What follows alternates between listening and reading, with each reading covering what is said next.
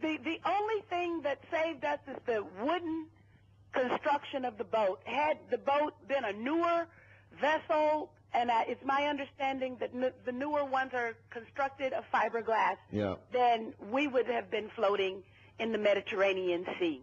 Then we also had the problem with the Israelis challenging us, saying, turn around, go back to Larnaca, even though they claimed that they didn't know who we were. They knew where we had come from, and the captain explained that we didn't have enough fuel to get back to Larnaca. So we have a badly damaged boat. The boat's taking on water. We don't have enough fuel to get back to where the Israelis say we have to go, or else the Israelis are going to attack us again. And so we feverishly began to consider our options. Well, Egypt couldn't have been an option. Israel was definitely not an option.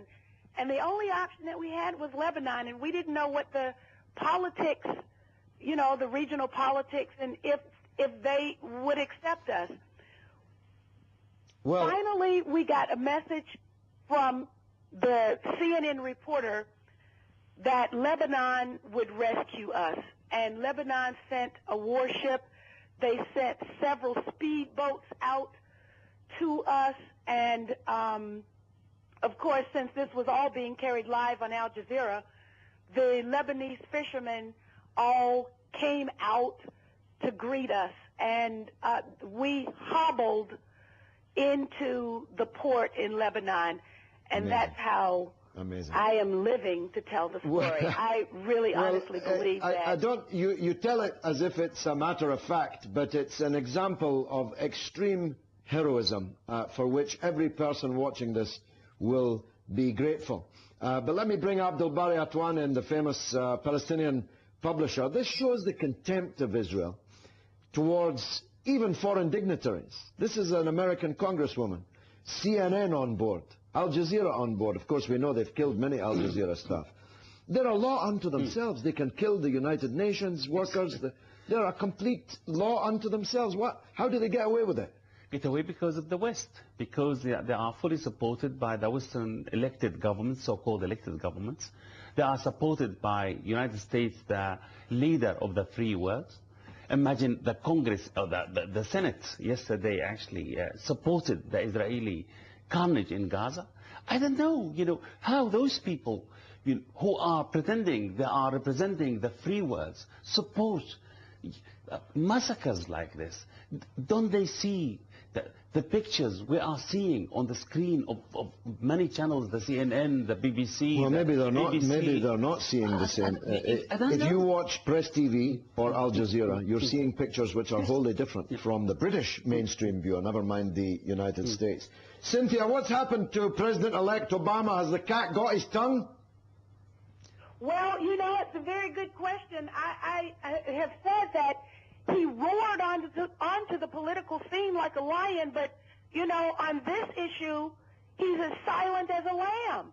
And what is the issue that we're talking about? We're talking about war crimes, genocide, crimes against humanity, crimes against the peace, the highest category of international law violations that exist. And we can't hear anything from our president-elect except that he is deeply concerned. Well, Cynthia, I'm coming to the U.S. in March for a speaking tour, coast to coast. I hope we hook up when I'm there. Thank you very much for joining us. Abdel Bari, final words from you. How long is this going to go on? Is there going to be a ceasefire, or are we going to see a fight to the death for many thousands of people here? I think at the end we'll have a ceasefire.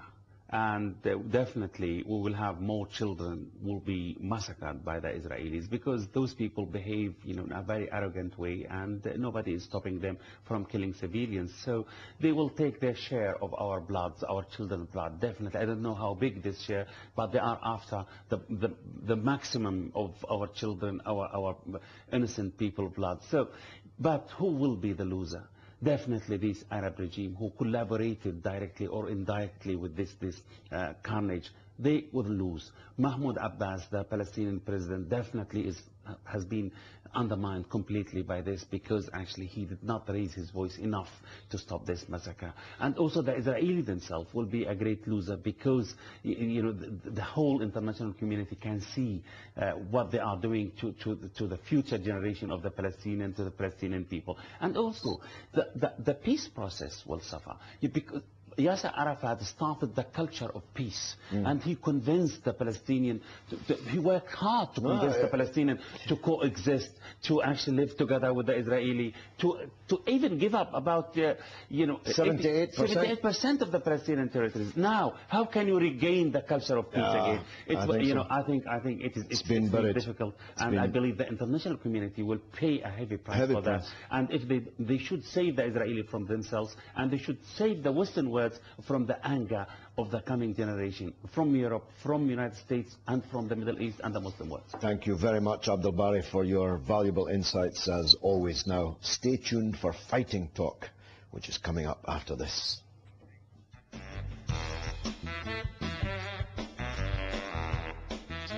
Oh, just the way you move, it's a real deal. And the way you groove,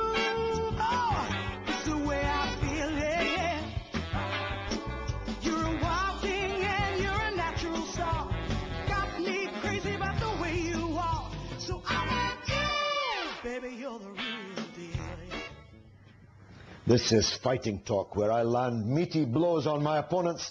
This week, naturally, it's the State of Israel. Well, more importantly, their foreign language arms.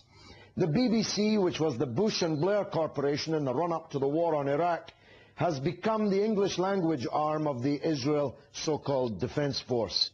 Every report is presaged by the Israeli agenda's words, weasel words like targeting Hamas militants. This despite the fact that the Israeli Defense Force have kept all Western journalists and Israeli journalists out of the war zone.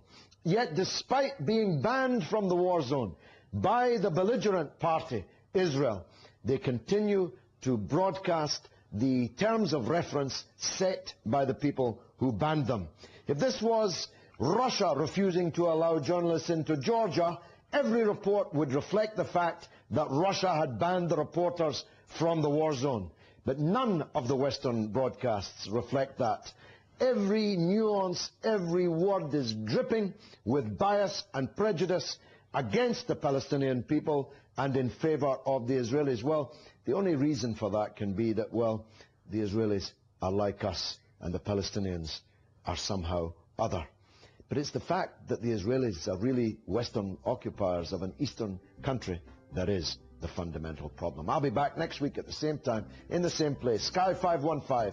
It's been the real deal with me, George Galloway.